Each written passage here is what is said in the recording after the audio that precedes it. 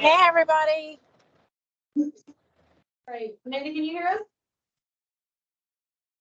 I can hear y'all. Okay. Alrighty, we are ready when you are. Okay.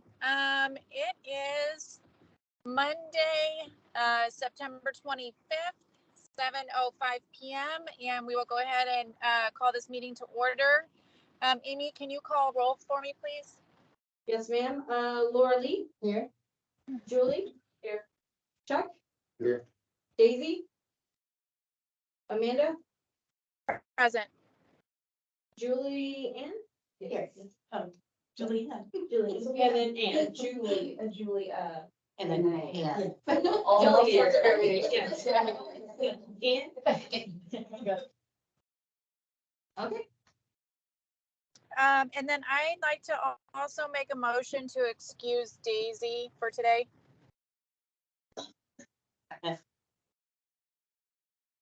We got a second?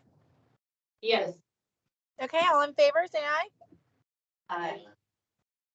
Aye, and any opposed? Okay. Do we have anybody here for citizen comments? We allow 3 minutes for citizen comments. I'm not sure if we had anybody for that today. No, we do not have any.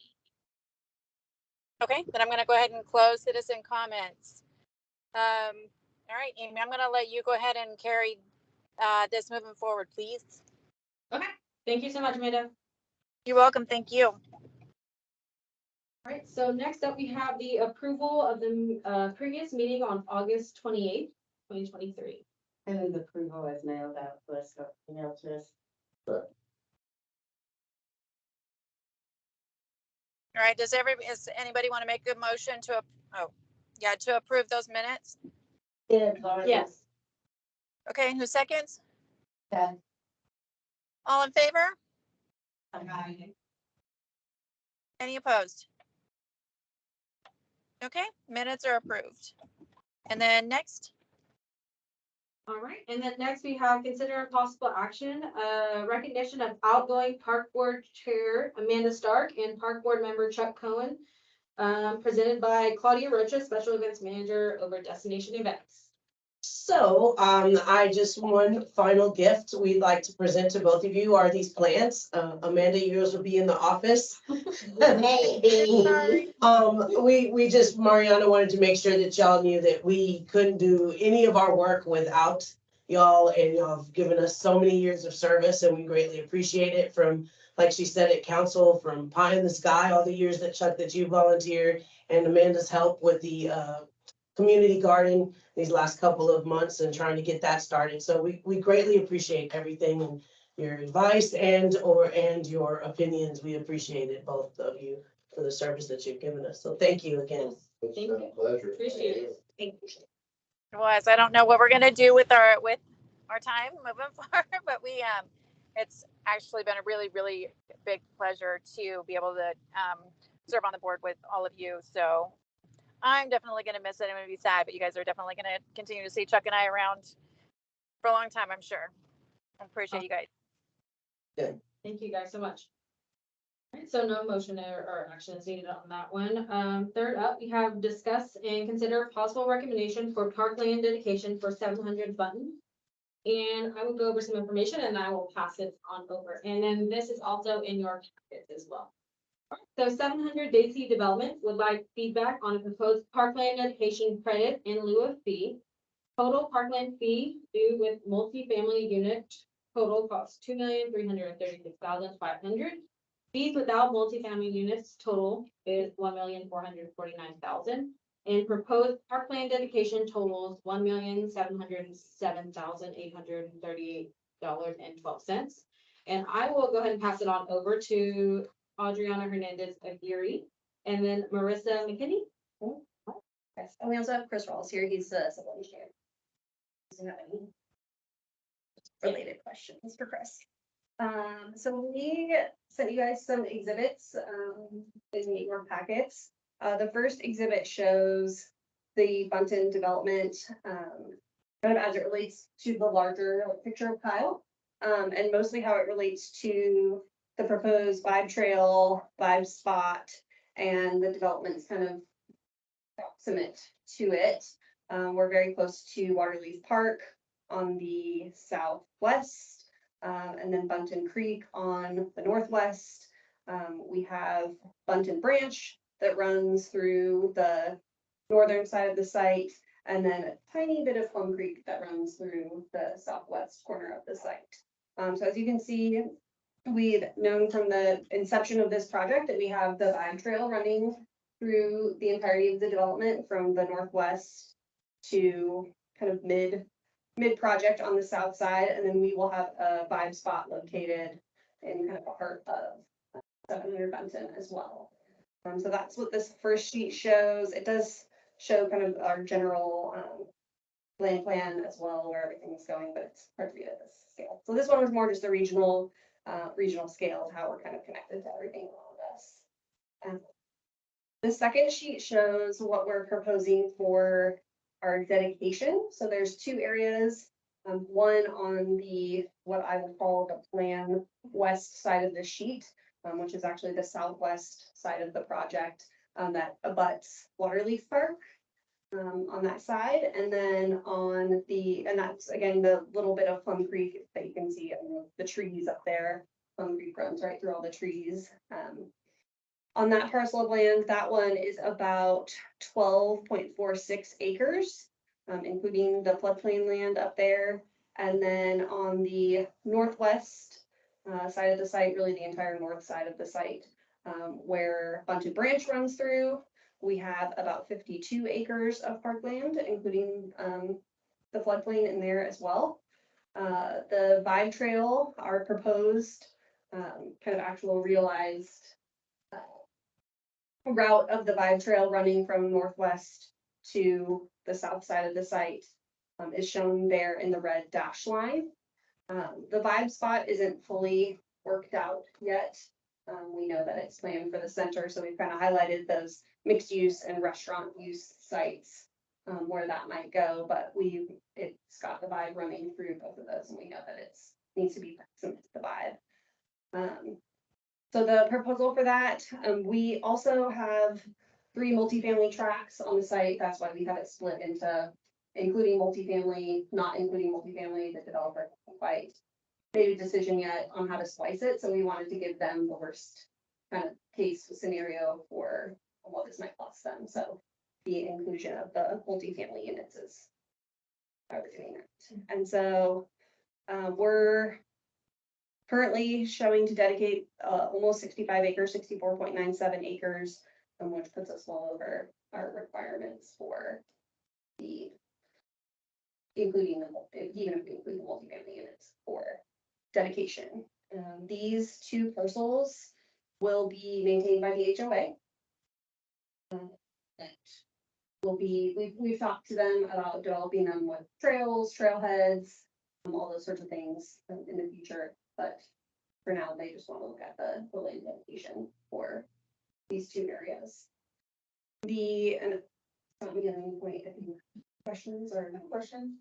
So looking at the map, this is the parkland, Correct. and then what's For this? dedication. Okay, So it's 2 separate things. We've got dedication and we've got development. And there's 2. so that's just gonna be land, that's That's gonna right. go untouched. Well, it's just dedicated as parkland to the city of Kyle.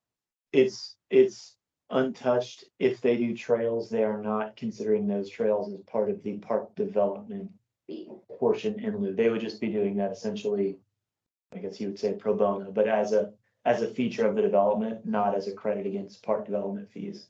So what's in that second sheet there is really the park development stuff that they're gonna work on as a contribution to those park development fees. Okay, so it's not included in the Correct. total cost. of park. Right. So yeah, we essentially have like 2 different buckets that we're trying to fill, the dedication number and the development number, which we've always treated as kind of 2 separate items. And the city's gonna take care of all, or not city, HOA will take care of all of this. That is the thing, yes. And do you guys like go into some sort of agreement with them to take care of it? That's, They will, so it'll get written into the restrictive covenants as it gets platted. So that, like that one on the east, That is, I think, 3 phases worth of plating. So it won't all get dedicated at the same time, but with each plat, they'll have a master restrictive covenant that assigns that to the HOA. And the way that works for the city to ensure that it occurs is there will be a plat restriction as well that says you must write this into the HOA. I live over on Button Creek Reserve, which is right next to that. And I'm assuming they've got parkland that's dedicated like this, but it goes kind of not maintained all the time. So I'm just curious how that works when it transitions in. It's, to be honest, it can be hit or miss. It kind of depends on how much the HOA cares, Okay. how much the residents care, how much they characterize, how much the HOA cares, Right. and how much the master developer cares. In this scenario, this particular property and the developer themselves there are a lot of eyes on it, and it took a lot of entitlements to get to that point. So they're very committed to both the aesthetics of it and, you know, the financials of it. But yeah, a lot of it comes from pressure in the HOA. Is this the same developer that did the 2 buttons that are right there? No, that was, Starlight. Okay. And particularly the north piece, the largest piece, is really one of the primary, what we feel is like one of the primary entries to the site would be off of Bunton Creek. Button Lane. Button Oh, Lane. Button Reserve Boulevard. Yeah, Button Reserve, that's Yeah. where we're planning for our main entry monument, so this, you know, that part of the park would be the backdrop to what people see as they first drive into the development. To be honest, the floodplain on the east side, or really both of them, don't take a whole lot of maintenance in this case. They're pretty broad, flat. It's not a lot of weedy or kind of nasty areas, so. It's also, they have cattle out there right now, Yeah. so. There sometimes. So if I understand what you're saying, the Button Creek runs along here, which is, Bunton Creek runs through here. I don't mean the creek itself. I mean- Oh, the road, Button Lane, yes. yeah. Okay. And then this is going to be their main entrance, but it go, well, No, our main entrance is gonna go right here. okay. Through Button. But there will be an entrance That will here, be, and that yes. would be through Juliana's neighborhood. On Gristmill, yes, Gristmill will continue. Both of those are actually. I see them stuck out. Yeah.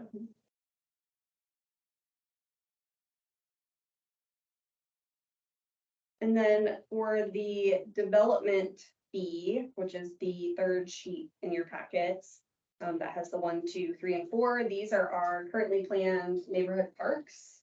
And the elements that we're planning for each of the parks are listed in there. So we've got site furnishing, benches, bike racks, drinking fountains. We're planning for pavilions and open play spaces, paths and trails, and playscapes in each of these parks. To varying degrees based on areas.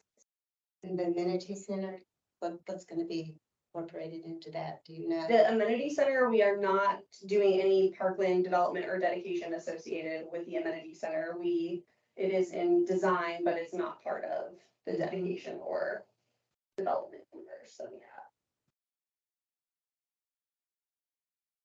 It'd be nice to know what's going in, what they're anticipating putting in the amenity center. You know, if they're gonna have a pool, if they're gonna have a community, building, any, things like that.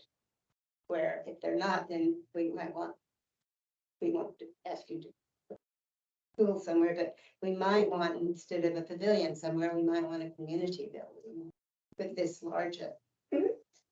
The amenity center currently has a playground associated with it and a large shared open air pavilion, I will say, with that's got part of it that faces the play area and part of it which does face a pool.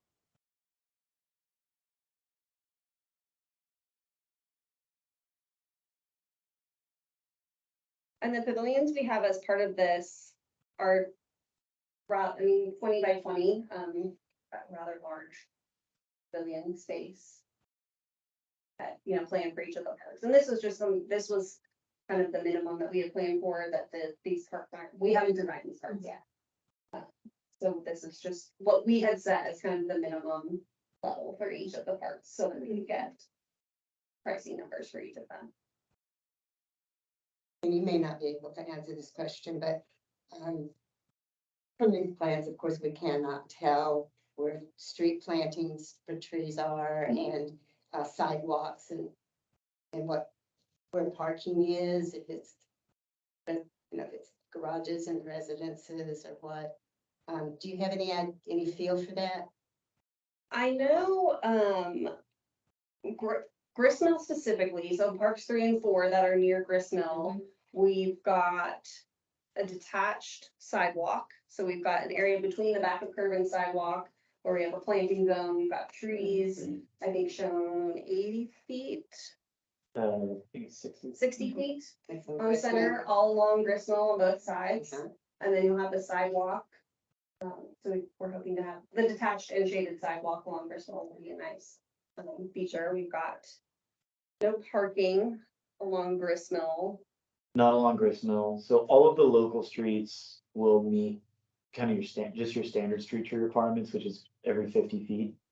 And then they all have sidewalks on both sides. Parking on the local streets, there will be street parking. They're all wide enough to have street parking on one side. And the remainder will be in garages, with some of these being alley loaded, so they'll be parking in alleys. But I think if there are people who don't live in the subdivision who are using the parks, it's gonna be street parks along one side of the street in most cases. I know there is we did leave some notch outs for like parallel parking near the amenity center and some of the higher use areas. But I think the goal for the parks was really that's more so internal, and then if people are coming from outside, there's still some street parking room. But they are gonna be city parks, right? Yes, yeah, they will They're be not open to the dedicated, public. But they Yeah. are open to the public. The amenities. Yeah, sorry, they're not dedicated to the city, but they will be not gated or anything. They'll be open to everybody. Okay. But the amenity center will be for the development. Right? The pool will be for Yeah. residents only, yes.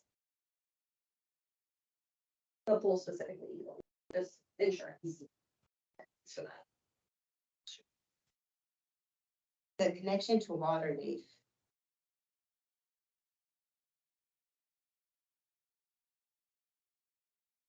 Jerry, do you have a feel for where that is compared to the wildflower loop?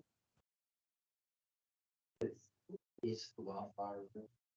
I won't go through it. And where we're showing it now is really just the gesture of that would be the hope, that we're so close to Waterleaf Park. That we could find a place somewhere along that southern side where we could use that parkland dedicated area to connect. And there is a trail already, like basically running down the center of the floodplain down here. We actually walked that when they first started looking at this property. Oh, yeah, so it's just a natural, like a DG trail. So that's kind of the obvious, easy connection point. But obviously you can see how many trails there are there. So there's a lot of opportunities through there. I was just concerned where that connection goes because that wildflower loop is being restored as Blackline Prairie Demonstration Project. So, Any major connections plans, like if it involves concrete sidewalk, something like that, it'll have to go through a landscape compliance permitting, and they'll make sure we're not tearing out any wildflower for sure. I think your loop is right. Should be shown in orange, right? Isn't that the? Well, this is the vibe spot. Don't know, I don't think that's it. I think this is it here. Yeah. These are from the, I don't know, I was looking at this. it's a little hard to tell. Talk about the next. And Yeah, where the bird blind is. like right. Kind of close to where they're saying they want to connect to Waterleaf, but if they're taking into consideration. Where they, it's not necessarily that spot. I think the primary connection to Waterleaf will be more on the southern side of the southern. It's diagonal, so it's confusing, but like more in this area, there's a lot of trees up here. It's like that's basically the only trees on this site other than in the middle of the floodplain. So kind of limited on where you could really plant punch a trail through. So it will be before the wastewater plant. Before Like the wastewater plant is right south of Waterleaf. oh yeah, it'll be above that. The wastewater plant is in the white area south, right? So Yeah. that is pretty close to where the wildflower is. So we'll want to Yeah. take a look at making sure that that's avoided, but it can be, so.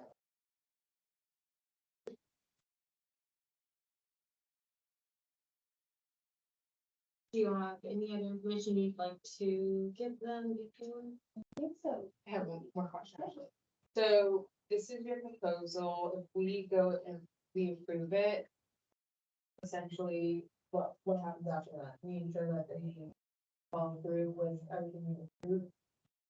Yeah, so it would be, just discussing a recommendation that you have for them, in lieu of the fees. I believe that, well, affected it. So it's part of that in lieu of the fees and the amount and all of those. So it seems like you said what the fees would be. Yes, so our estimate for development fees was $1,707,838.12. Adriana got very specific. Yes. And then for the dedication, it's acreage of land versus. Well, but. Yes, that's the 1.7 million is the estimate for what is being Yes, built. but the development fees Right. themselves, if we don't take the parkland, So with multifamily, the development fee would have been $1.2 million. I'm rounding. Without the multifamily included, it would have been $725,000. And I think so this is kind of the minimum of what the developer already wants to put in these parks. So fortunately, that covers both with and without multifamily. So I think any multifamily developer comes in, that when I say with multifamily, I'm assuming the maximum density allowed by zoning. So any multifamily developer comes in at this point, if this proposal were accepted, wouldn't have any fees themselves, because it would all be covered under this. The bike trail is concrete. Correct. Oh, okay. We took a walk past through the nature trail, and we actually saw 4 parkings back there, so there's more. Like hogs. yeah, wild. Yeah, Feral hogs. yeah, and they look, the footmarks look pretty. Yeah, there's a good number of it. Texas Parks and Wildlife might want to get involved in that one. They said, yeah, they're there. Yeah. Cool. So does the board have any recommendations or need any further discussion? Has Parks done any evaluation of the costs that are listed on? I would not be able to say yes or no. I'm assuming Mariana has, before she put it before you guys, but. We presented to Mariana on the 8th. We ran her through what we just talked to you about, and she gave us some feedback of kind of augmenting this and showing kind of the greater vibe plan and things like that. So she gave us that direction. We've had a couple of requests for park augmentation in lieu of fees that we've kind of sent back to the developer to give us better numbers on really how much they were intending to spend, because it didn't seem realistic. Yeah, and this, $5,000 per trash can. yeah. Something like that. So this is all based on, Adriana and I have been working on a lot of parks in the Viramundi development down in New Braunfels. And so all of these numbers are pulled from estimates that we have received from hard bids from multiple contractors on that project.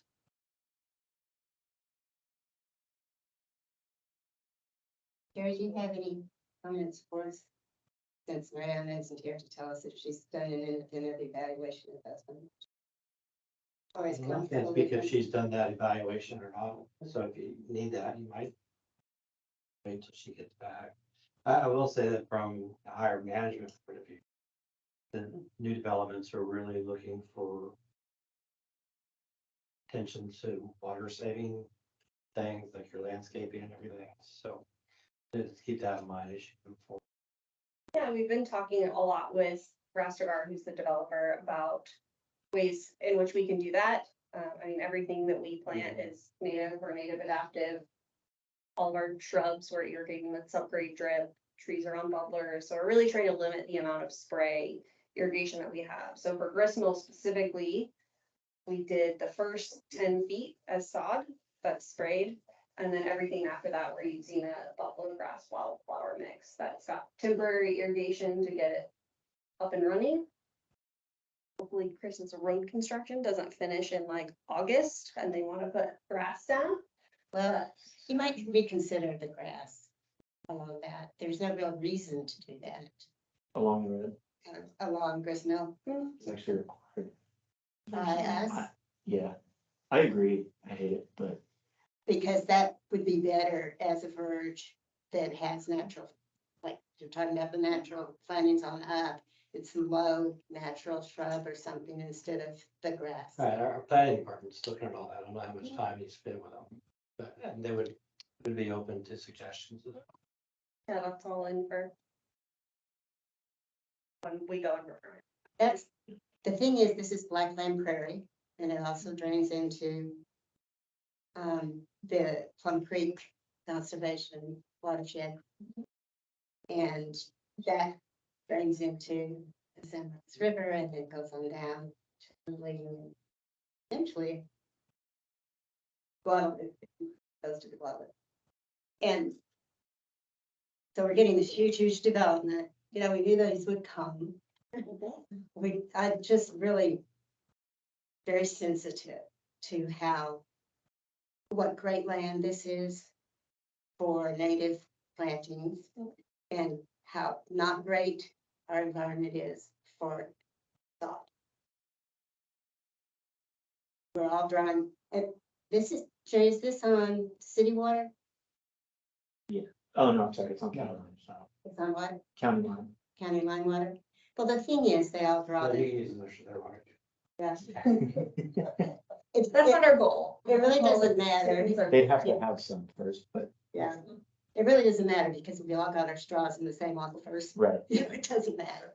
If the aquifer is growing dry, it affects us all, whether it's county line or allied or whatever. So I'm hoping that our developments are very sensitive to those issues.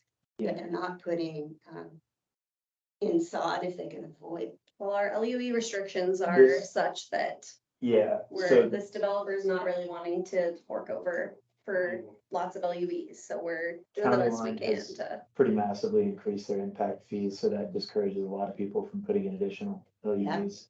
But they're also now requiring reuse lines for all irrigation, so there's a 8-inch reuse line that runs all the way up Grist Mill and then goes and stubs out to Button Reserve. And we'll have irrigation feeder lines off of that, and so all the irrigation will come via reuse. They water have a from County reuse Line. system that can. They do not Feed that? yet. They are in the We're process prepping, of we getting- have to prep for it. This so is everything the- will be Okay. This is the second development to build that line.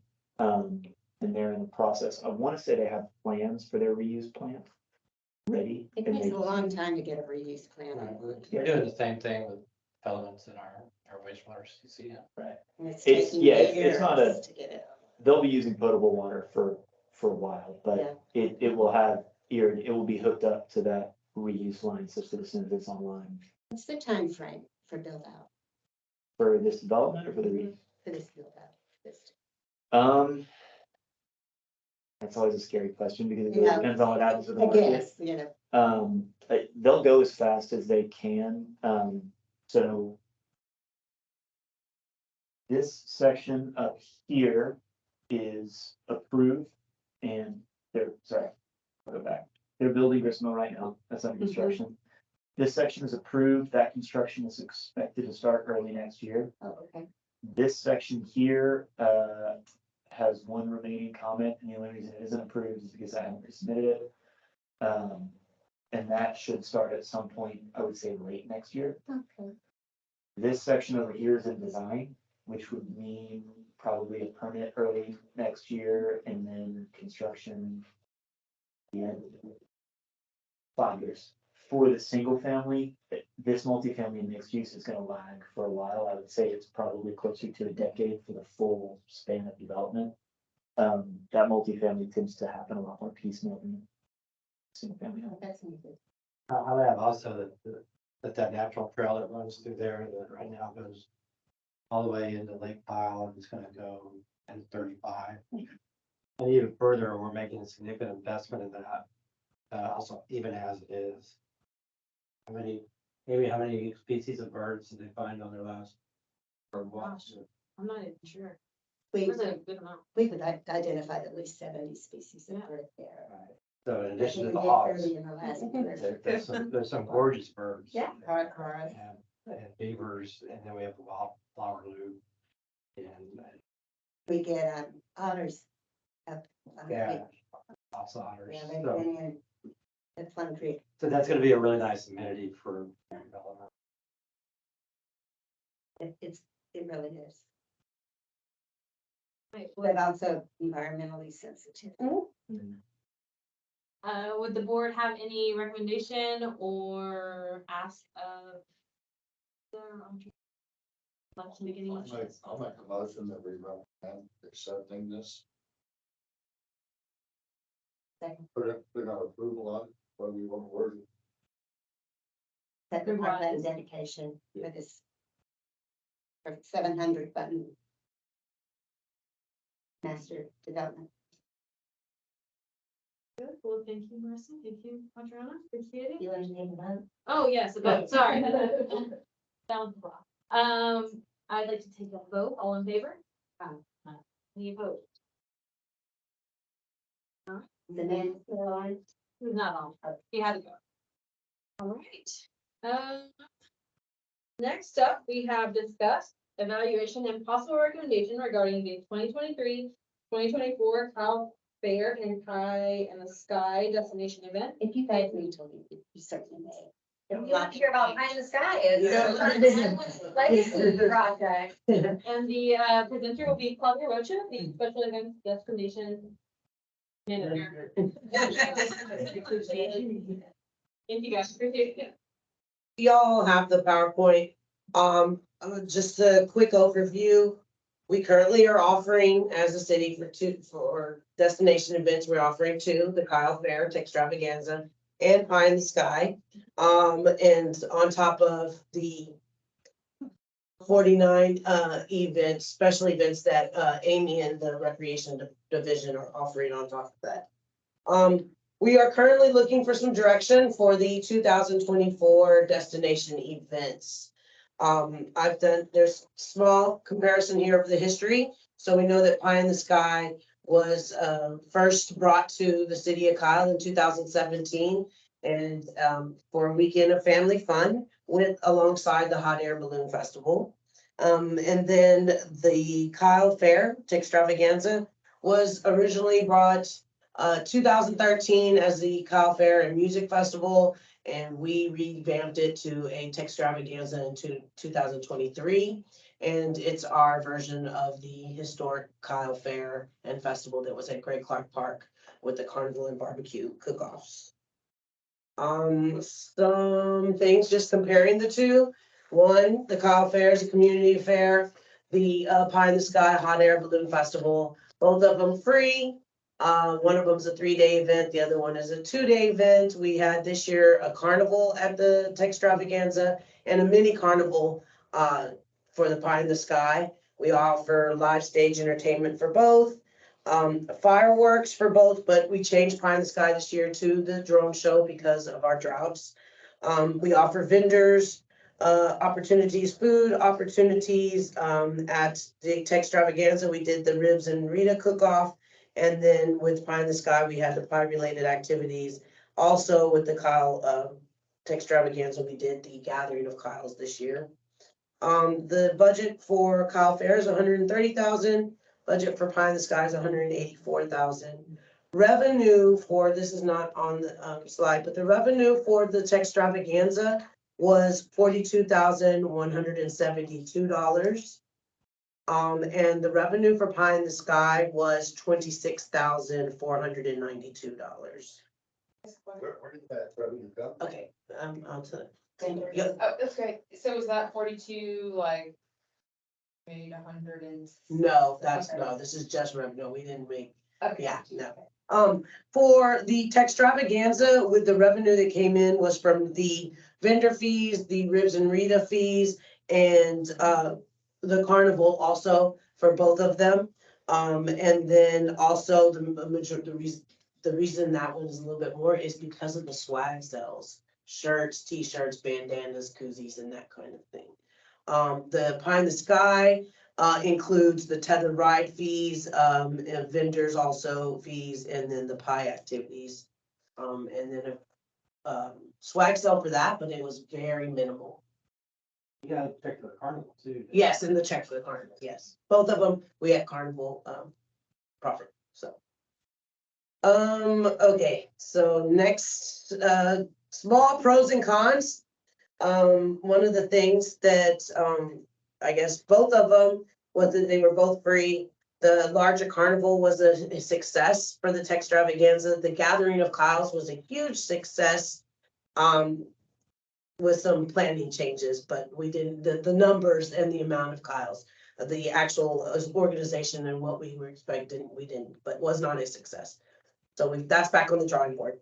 The first event was strong and we expect, and I already, got some feedback of people ready for the second one. Cons, one of our biggest and largest for the Kyle Extravaganza was the ground and the mud. Which leads me to the Pie in the Sky con, which was the ground also due to our drought. Limited on-site parking, both of them because of the, construction, which in years to come will be eliminated. One of the pros was that the hot air balloons are available on that Labor Day, and that is the best weather. Although sometimes it hasn't gone up, that is the hotter the weather, the more likely the balloons will go up. This year we were a success and they did go up and it was beautiful for both days, and our night glow was a success. I think we cut the night glow an hour and a half shorter than was expected for Saturday night. One of the other cons is that it is extremely hot and that the balloons have not gone up. This was an extraordinary year for that, but they haven't gone up in the past. And it is really hard to get headlining bands because it is Labor Day weekend. So we've got a couple of recommendations listed here.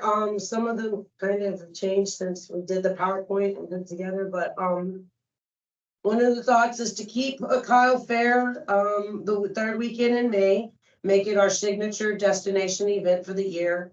And we could possibly make Kyle Fair a 4-day event, Thursday through Sunday, or start earlier on Saturday and keep it a Friday, sorry. Keep it 3 days, but start earlier than 5 o'clock. There are no other large gatherings that weekend in the area, so people are planning to already attend as the Kyles. We've gotten several emails requesting information, and so we've been answering them with our hotel information and getting their information so that we can send out their agenda, because they will have a separate, a whole different agenda for them. Evaluate Pie in the Sky due to the cost and the host of the hot air balloons, labor, history of the balloons not being able to fly, and the extreme temperatures in September. And so with that, we're asking recommendations for staff program to implement the Kyle Fair and the Pie in the Sky together or separate, change the dates possibly, recommend staff programming and implement one destination event a year, although I will say that please don't do that because I might not have a job. And then maybe just general feedback. Alongside, you've been given your there's an evaluation that was at your seats also for those that volunteered for the event and for us. And so if you could give us that too, I'd greatly appreciate that feedback. So staff is seeking board's feedback regarding the 2023 Kyle Fair and Pie in the Sky events and request a recommendation for planning for 2024. Is there a direction we're moving? As of right now, I'm working toward both. I don't have, working on planning. I just add that the council typically requested 2 destination events on the spring. Did they one in the request it? fall. So they want to have to? So do we know how many people actually come here from other places for the hot air balloon? We do not. We don't currently have a counter or way of counting. I just know our numbers were roughly around, over 5,000. And we kind of lose that ability when we don't sell tickets. Yeah. Yeah. I will tell you that, we had the tickets that we did sell before we went free. Of the, they were roughly around 100, there were about 75 of those were out of town. Out of town. Well, you can't tell by the hotel. And they were full, They were full. all 3 hotels were full for both events, yes, For both of them? yes, ma'am. And do we know what roughly the participation for the Texas? This should go over 10,000. Okay. I would immediately say you should start it on Thursday evening.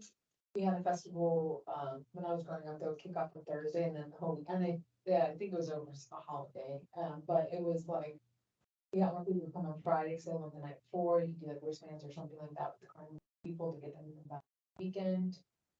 That gives people more time out of town to spend more time here versus coming in Friday night and then really only spending the day. It's also late enough in the school year that Thursday's not a huge deal, because testing is over, like. And kids would probably be excited to go out and do something. You're talking about extravagance. Extra one again. I didn't go to the Pine and Sky because it was too hot. Yes. And It was hot. And the I was there all day. how does the pie in the sky correlate with hot air balloons? Nobody gets to make pie in the sky. I've never heard Well, anybody explain. Pie in the sky, from what I kind of gathered, is we have the pies and being the pie capital, and then in the sky is the actual balloons, and so, Mr. Hendrick could probably give us a little bit more That's pretty history. much it. It's, when we initiated Pie in the Sky, at the same time, we started pushing our pie capital Texas branding. We actually have a balloon designed to be that. We ever decided to build it. But, that first year we had it, it was a big success. We had a battle of hurricane the week before, and then a great gas shortage of Thursday before the event. So it was a great event, and then it's kind of struggled since then. You know, how fickle the balloons are, the pandemic. This last event was outstanding, and I think it really made a case for continuing it. And I think that the addition of the outstanding quality of bands that you get, and the carnival, and the drone show, I mean, there's plenty to do there now, even if the balloons don't get to play, so. Well, we were surprised though about the bands because they're hard to get on that weekend. I don't know how they do it, but They were they great. get outstanding bands, and then to be able to make it free. These were never intended to be fundraisers or to even pay for themselves. These are amenities for our citizens and the brand our town, and to bring people in here, experience how cool we are. So don't get caught up in that, you're spending some money. But I was there for both of them, and the amount of people I saw just having a great time. The mud in the spring, I didn't hear anybody talk about the mud in the spring. Surprised nobody lost their dog in the cracks. But, you know, I think we're doing a great job with those events, and I think the council's really pleased with them. You're asking for my recommendation would be to continue to go and make it even better. I will say So, that, so the balloon people say that it's foolish to only have 3 flights scheduled. And I mean, they do hundreds of festivals all throughout the country. They said that in Texas, that time of year, you're lucky if you get 2 out of 3. And not having Sunday morning is a big mistake. Morning is when they're most likely to fly. well, that's they can only fly in the morning, so yeah, Well, so we take. they yeah. can fly, but choose not to Yeah, we because choose the Yeah. winds change. Yeah. So- I would say try and get them to fly, because they fly Friday morning anyway, just nobody knows about it. Secret left kind of thing. But, It's the media, it's the media day and yes, right, and for the sponsors and so forth. Yeah. and then add Sunday, Does this go till Sunday or Monday? Which one? Sunday in the morning. This year, it ended Saturday night, and that was one of the suggestions that was one of the changes I had come in with, just because we had done just a few months before, and the staffing and so forth, and so that was kind of where one of the decisions. So we let them fly Sunday. Yeah, they still get to fly and go onto the park, we just don't offer a festival or a fair, yeah. Or amenities. And I would say that we need more tethered rides, because I worked the balloon that was putting the 8 people up at the big basket one. I worked that Friday night, Saturday morning and Saturday night, and it was packed. I mean, they were begging, can you guys keep going? Can you guys? You know, Yeah, it's you 9:30 and they were still going up. You could have 4 or 5 balloons to that tethered ride. Or more big ones. Really large basket. Sure, what's his name, Bill Brooker could find as many as you wanted. How long has Just get a regular check. how long has this event been going on? 2017 was the original Pines Club. And I guess the only year it didn't happen was the COVID event, or the COVID year. There was 2 or 3 years there. when it didn't happen. 2 years Then we get a one day last year. To save the date. If you're making destination events, I think they need to be 3 days anyway. I mean, if people are gonna travel here, who's coming for a day? Well, and why would you waste Labor Day weekend to go to something that was just when you have the day off work, so you can actually stay on Sunday? And I'm probably stuck on the name, but what if, like, we did something with the name to make it more transparent as to what it is? It's not like a pie festival. I know there's like pictures that go along with it. But I had a hard time grasping the concept of it being a pie balloon festival or pie kind of sky, which I understand the correlation is really pie cap, but. Well, I too had, I didn't see a lot of pie stuff happening. Yeah.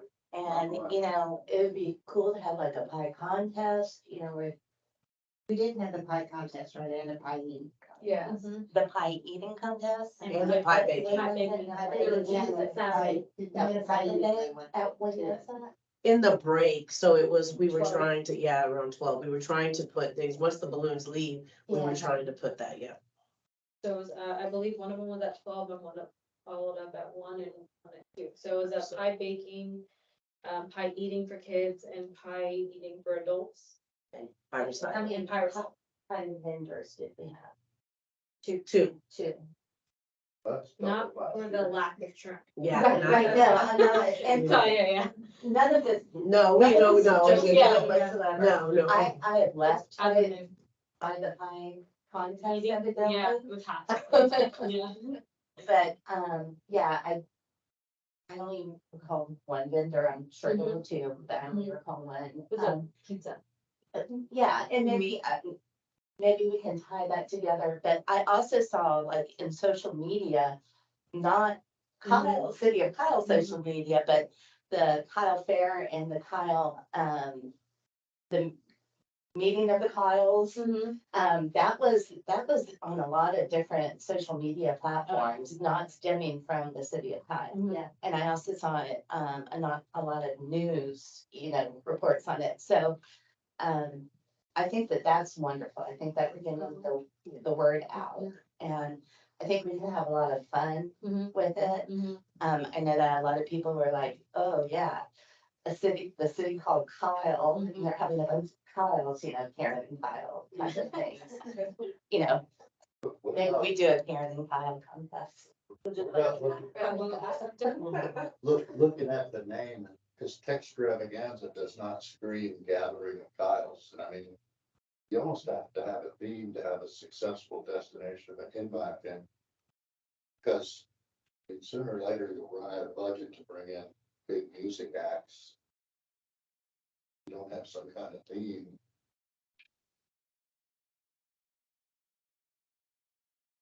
Yeah, I know. So some people told me, oh, I thought it was Tetris. Texture again. Oh, And it may be that we just take the whole text that off and just leave Kyle Fair once I talk to comms, because it's, I mean, it's literally. It's simple, understandable. understandable. They got the Kyle in It's there. like the point. Yeah, we've already, like I said, we've already started with the planning of the Kyle stuff. We've got, the, sign up and, I guess, connection with, Chamber of Commerce and working with that so that it's more inviting for the Kyles and their families, so. One idea I thought last year was, what if, like, I know this may be way beyond, like, if you're, what we're capable to do here, but if you did online swag, so people had it before they Well, got there. and we've got to figure out something, But I because we think spent another, logistically, that's yeah, gonna be well, we hard. spent another like month to 2 months sending out Kyle swag after the fact. Okay, yeah, That they got for the admin office, yeah. okay, cause I think that's a prime opportunity to get the word out to people most of the time, right? Oh, yeah, Gotcha. I buy stuff for Kyle, even if I'm not. So Or- oh, sorry. one of the things on the pie in the sky that, we talk about is it's very hot. Is there, I mean, I know that we can't, change the weather, but is there anything that we can do, anything that we can bring in that can help mitigate that? Can we do a tent with, the misting tent? One of the other comments I heard, and I mean, we have no control over the divots to the ground because of the drought, but, I did hear a lot about, it wasn't very accessible to people with disabilities. And having grown up with a brother who had a disability, I'm very in tune to that. And again, we can't help that we've had a drought, that there are, you know, these caves Yeah. in the fairground, but, maybe that's something that we can at least put, you know, maybe a path, a temporary path or something. Because the tether drives, I do know that those were big for kids. And, you know, strollers. Actually, the tether rides, you know, white, but work. So I'm still tracks. Yeah. Well, hopefully we won't be. It's been good. All right.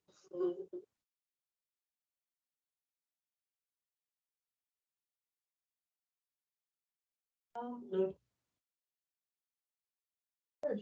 Yeah.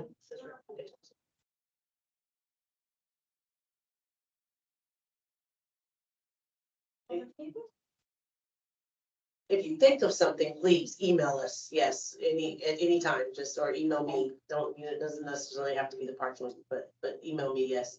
Do you know how much the trail will be done by the time festivals? Don't know. I will tell you that we are going to have the Love of Go is we're gonna have a Kyle race before Kyle Fair on Saturday morning. So the Kyle race, so it is gonna be open to anybody, but yes, it'll be the Kyle race, so they'll be able to, and it's all flat, so I've talked to Jennifer Crosby, so it'll be accessible and that kind of thing, so. It'll kick off Saturday I'm kind of thinking like this can also highlight the trails that y'all are building, out there. but like marketing in the city and the thing that seems.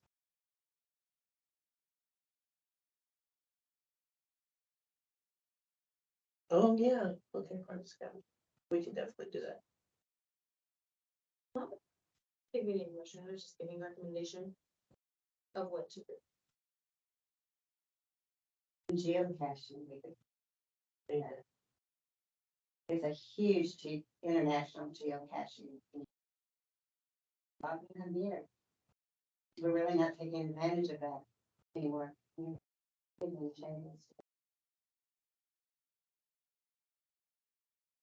So next up, I have the staff reports. This is also in your packet. This is going to discuss this upcoming events, Fall Fest, La Verde ribbon cutting, Sportsplex RFQ update, Trails Committee and Trails Improvement RFQ update, Community Gardens and Fencing RFP update, and our project update. So, this Today, the 25th, about a week and a half ago. We had the Sweet Box event on September 16th at the Marriott Hartson Park, and that was coupled with our market day. Alongside with a pop-up museum hosted by the Arts Commission. And then we also had an awesome backdrop and photo prop, and the guitar that you see in the picture here was actually done by our program coordinator, Rachel Acevedo, so that was pretty awesome. And then this past Friday on September 22nd, we had the movies in the park. From awesome. Here you have.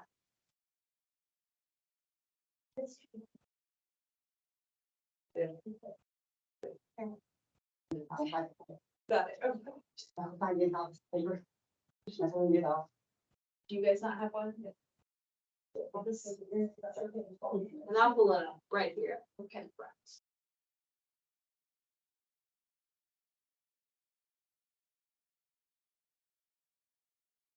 Okay, so we have the movies in the park on September 22nd. We showed Encanto, and that was probably our highest participation out there. We had approximately about 120 people, 120 families out from all over come out to the park, and it was good weather. I think it was a relief, and we actually started a little bit early, so I think that's why we got more people out. So that's awesome. We had about 3 vendors out there: Mathematics, Abundant Church, and Got Snow. And then coming up for 2023 to finish out the year, we have the Halloween movie in the park on October 13th. That movie will also be, we're also going to be doing a raffle. So if you come in a costume, you get a raffle ticket and for an opportunity to possibly win a prize. And then we have the Founders Day Parade on October 14th, the Halloween dance for people with disabilities on October 27th. And registration is still open for both the Founders Day and the dance. And then we also have Center Street Trick or Treat on October 20th. Arbor Day tree planting on November 3rd. We are now accepting applications for the Veterans Day Parade. And that will be on November 12th. And then for the Fall Festival La Verde ribbon cutting on November 18th. That will be coupled with a chili cook-off cornhole tournament. And we are looking for any volunteers that would like to be a judge for the chili cook-off. Santa's arrival application is also open. That will be on December 1st from 4 p.m. to 9 p.m. And then the 25 days will be kickoff on December 2nd. And more information on that will come through on the website. Or do you have any information? I can tell them. Yeah, go ahead. So this year we're doing Monday through Wednesday is just a kind of a walkthrough by yourself. And then on Thursdays, we're hosting date nights. We've got 3 different themes for date nights on Thursday. On Fridays, we're doing family fun nights. So there'll be separate themes on Friday. And then Saturday is shopping Saturdays with vendors. And then on Sundays, we have there'll be 3 different sweet Sundays, so it'll be all like pastries for sale and vendors of that sort. Then we'll have a sip and stroll, which will have things to sip and stroll through the lights. And then, oh gosh, I lost the last Sunday, sorry. I don't remember what it is. It's okay, yeah, yeah. So that's what those, so it'll be programmed Thursday through Sunday. Pretty legit, and then Monday through Wednesday is just kind of a peaceful kind of stroll through. We got feedback with the holiday lights, yeah, we've got feedback that sometimes it was just too much going on, so calmed it down a little bit. And so starting November 1st, we'll start on holiday lights down at Marriott Hartson Park, and then the new feature of Lake Kyle will also be a location. And then here we have the Christmas movie in the park at Lake Kyle on December 8th, and we are hoping to get a guest. We're going to be showing The Grinch, so we're hoping to get a guest attendee of our Grinch to come on out. And then we have the Christmas dance for people with disabilities on December 15th, and the registration will open just after the Halloween dance has concluded. And then I'm not seeing it on here, but we have the Santa Visits Kyle. That will be on December 12th, 13th, and 14th. As far as east and west side goes, what days, I have a ride along with Sergeant Bone this week, and more details will be on the website as far as when we're going where. And of course, there's a tracker that we're supposed to be putting online. Any questions over upcoming events? Do we know where we're gonna plant on Arbor Day? I do not. All right, and then it gives you some more information about the admin division, the crew reservations and how many guests. Recreation, we have been planning for the Veterans and Founder's Day Parade. We hosted our first kayak meeting, informational meeting, last week on September 20th. And then the next meeting will be on October 18th for the kayak. Still taking that. And we are still accepting applications. Yeah, I had 8 students attend, and then from the meeting, I had 2 more applications come through. So we're at 10, where we're looking for 16. So if you know of anybody else, please. I have, Leo. And then of course, we are planning for the fall event for the chili cook-offs and a trick or treat, Halloween dances in 25 days. Outdoor nature, we hosted the Art in the Park on September 16th, along with the Squeeze Box event. Distributed free native plants and posted the RFP for fencing at Post Oak Community Garden. Special events. Does he give you an update on the survey for the club?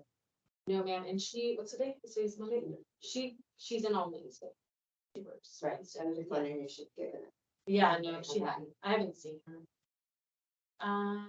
And then special destination events, she assisted with Squeeze Box and planning for the La Verde Ribbon Cutting Fall Festival and planning already for 2024 Kyle Fair and Football Finance Guy. And I like music for Space Box Festival. So good. Yeah, thanks. It's I'll let so Sabrina know. good. I enjoy it. The little boy, Those little boys were amazing. The little boy was so cute. Oh, my gosh, he was so good. Park cameras, RFP closed on the 7th, received 1 bid. Park restrooms are in the final design.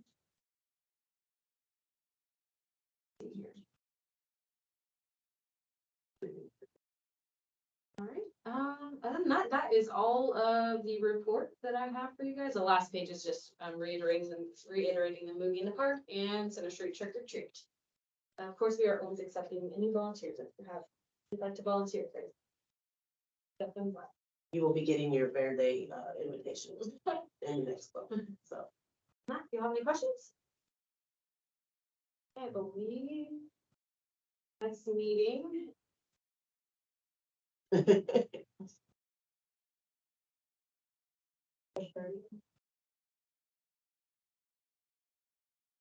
October 30th. Oh, I think that's a question. I saw the thing that said they were looking for one park for.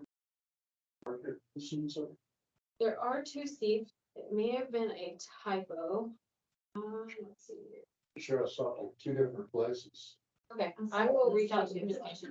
Said one, yeah. Okay, And then it specifically said on a different board, and I think maybe. But it said like, there are 3 openings, like it had a number for a different board, but yeah. okay, so I will let Tom know. And I'm not gonna be able to make up. I noticed on the city calendar, on the email update that citizens out, that, park board's not getting on that still, On which one? on the city meetings calendar. Okay. It comes out weekly. P&Z and library were on it. and I think They're in the Arts weekly and update. Culture was, and Parks was not on it. Parks. Friday Yeah, is that by email? Email from the city manager or? The Kyle, like, City of Kyle newsletter It's from every Rachel. Friday, and it is, Yeah. yeah, it's from Rachel, but it does not include, like, me. She does have P&Z. Yeah, and she said she gets on, but she hasn't been. I think I get it because I pay my water bill online. I don't remember signing up for it. I think it just started showing up one day. So I have, you will be unavailable, and then I was talking about city meeting calendars going to the Parks Board. Yeah. Correct? Okay. And And then, for being on that. yes, including. Yeah. All right, would anybody like to make a motion? Make a motion that we in the meeting. Right, all in favor? Aye. All opposed? You can take my word, leave it. You would have to go home, but you can't stay here. What am I gonna do without you? Who's gonna misbehave?